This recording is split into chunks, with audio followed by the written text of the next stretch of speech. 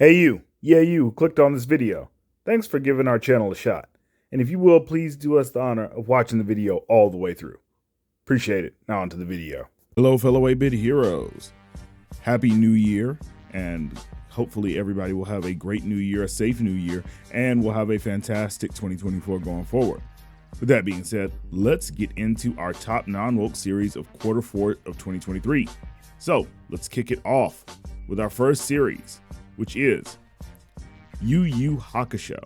Now, YuYu Hakusho is the story of teenage Yusuke Urameshi, who happens to die and becomes a ghost, and from that point on will be named the spirit detective of our realm, basically defending normal people from spirit invaders from the spirit world. Now, this is based off of one of my top 5 favorite anime of all time, with the same name, YuYu Hakusho. If you have not seen this, you owe it to yourself to first, I would say first watch the live action, then watch the anime. Now, the anime obviously is the superior product, but the live action is one of the better live action remakes that we've seen of an anime, being right up there with One Piece. It's got great fight scenes, just really fun dialogue. It's not afraid to go there. There's literally no there's no type of wokeness to really be seen, because A, this is from Japan, and B, this is a anime that came out like in the late 80s, early 90s over there, and in the late 90s for us over here. It definitely got me really just loving anime even more than I already was. And like I say, Yusuke Urameshi is one of my favorite characters, if not my favorite character of all time in anime. So if you really want a good time and you want to see a proper live action adaptation, or at least one of the better ones that we've seen, definitely give YuYu Hakusho a try. Next up, we have Beacon 23. Beacon 23 can be watched on MGM Plus. It is a sci-fi psychological series which basically puts us in the Beacon 23, which is basically a space lighthouse. What makes this interesting is the cast of characters. Now, this is starring Lena Headey. You'll remember her as Cersei Lannister from Game of Thrones. So if you like Game of Thrones and you like Lena Headey, you'll love this. You'll also remember her as Mama in Dread. This is more of a mix of those two characters, if I had to really say. Also, it is also starring, what is this brother's name? Stephen James as Hanlon Nelson, and he's actually the first character you're really introduced to. Now, what makes this interesting is that going into this, I really expected this to be like just a girl boss fest of epic proportions. But what's interesting is that the two main characters have this quasi-symbiotic relationship where they're really trying to keep their secrets and also protect themselves from a larger corporate structure. Think like Weyland Yutani in Aliens, like think that kind of situation. And it's just very interesting, like the chemistry that these two characters have with each other, and the fact that neither one of them can really get by without the other. I think that's what really shined for me on this show, was that these characters need each other, and based on that, they are just, able to kind of play off each other. And it definitely helps that there are two other characters. So the other two characters are both AI, one being Bart, the AI. He doesn't really have a physical presence, but his voice is all into it. I think the AI from think of like a mixture of the AI from Portal and the AI from 2001: Space Odyssey. So you if anybody's seen that, you'll understand what that means, and you'll be able to get a better understanding. The other AI is Harmony. Harmony does have a physical representation. She is Aster's AI, Aster being Lena Headey's character. And she is also just really fun. She's more on the side of the humans and seems to have a better understanding of human behavior. But like I say, this is a fantastic sci-fi series if you were looking for something in this vein, especially if you were like a fan of like The Expanse. It's really in that same type of vein, but just less more focused. I'd say, yes, it's more focused than The Expanse because you're really focusing on Beacon 23 and how it's evolved over the years. Next up, we have Monarch, Legacy of Monsters.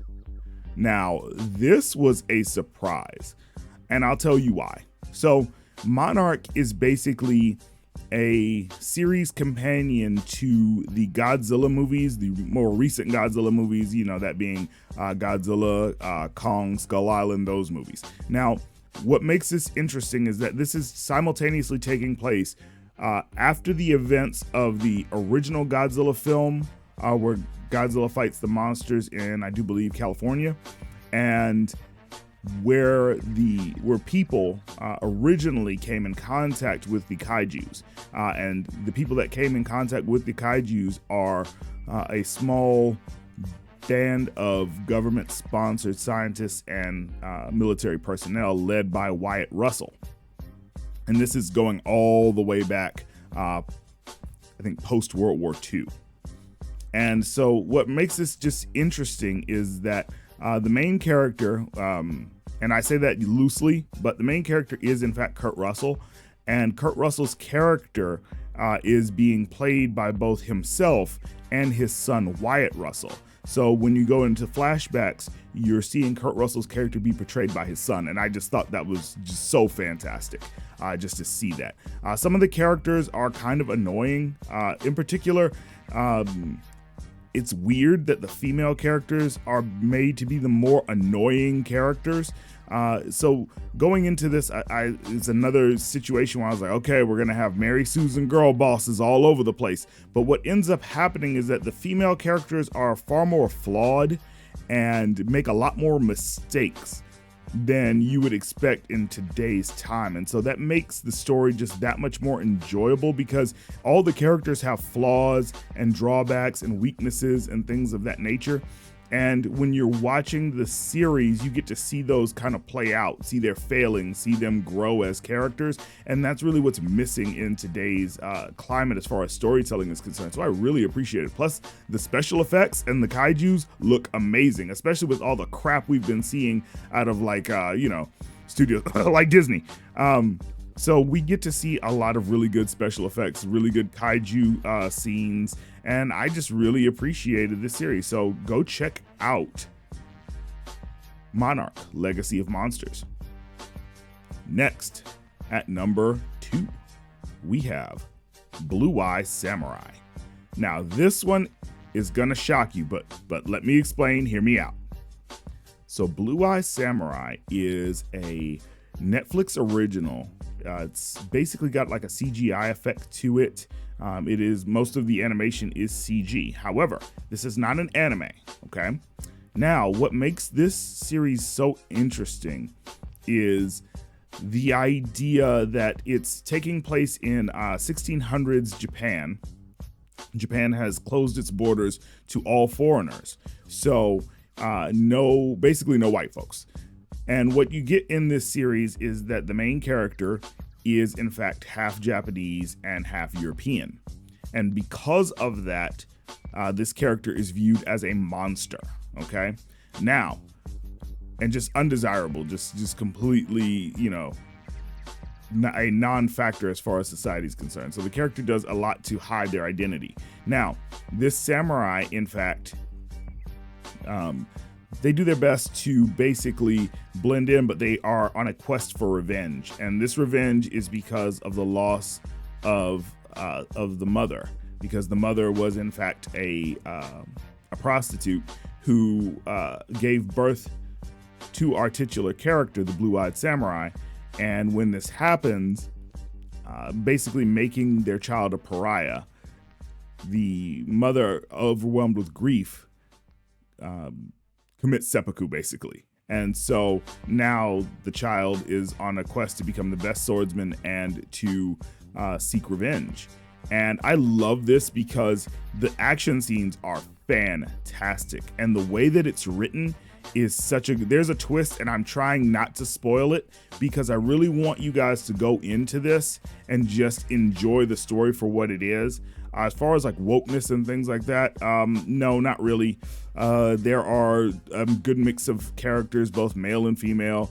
Not really any Mary Sues. Nobody's invincible. The main character takes a lot of knocks. The supporting cast, the way that they're built up is really cool. And there's actually a really good romance story tucked in here. It's only 8 episodes long, but they are about an hour a piece. And you will not feel the hour a piece because it's just written so well and the action is so well done. I definitely recommend you guys check out Blue-Eyed Samurai. It's one of Netflix's better original programming pieces. So definitely check out Blue-Eyed Samurai. Now for number one. Number one is Lawmen Bass Reeves. Now, if you are familiar with the Tyler Sheridan verse, you know, if you're really big on those, if you're really big on those series, you definitely want to check this out because it is from the same creator. Now, Lawmen Bass Reeves is following the story of real life U.S. Marshal Bass Reeves. Now, what makes this interesting, if you don't know anything about this character, Bass Reeves was the character that the fictional character, the Lone Ranger, was based on. The Lone Ranger and Tonto are basically based on Bass Reeves and one of his posse men and their adventures. Now, this is very interesting because this series could have gone super woke. It definitely had the opportunity to do so. But what's interesting is that when you think it's going to zig in that direction, it technically zags. So this is post-Reconstruction, and Bass Reeves is literally the first U.S. Deputy Marshal to be basically awarded that title at the time.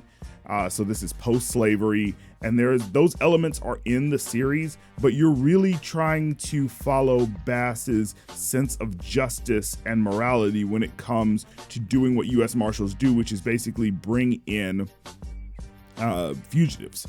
And so this series is just fantastic. The action is great. The gunplay is fantastic. Just all the scenes. I am not the biggest David Oyelowo fan, but he really does well in this, despite him being smaller than the source character, because Bass Reeves was a larger gentleman and David Oyelowo is of average size, and he definitely brings a good screen presence to this. And so I really appreciated that. Dennis Quaid is actually in this, and he does a fantastic job as a senior marshal. And also, Donald Sutherland is heavily in this series, and he does a fantastic job as well. And so, like I say, definitely give this a watch. This can be watched on, let's see, what is it? Oh, yes. This can be streamed on Paramount Plus or Amazon, or I think if you have any of the MTV channels, you can watch it there as well. But like I say, it's definitely worth a watch. It's 8 episodes, and it is very, very well done.